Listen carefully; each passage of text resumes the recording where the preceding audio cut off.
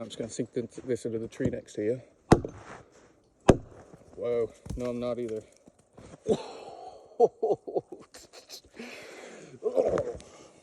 Wax and some paper towel. Usually it's all wax and that keeps it waterproof. You just tear up some fibers like so and send your ferrule rod strikes right in there. Speaking of which, I will be using a tiny ferrule rod. So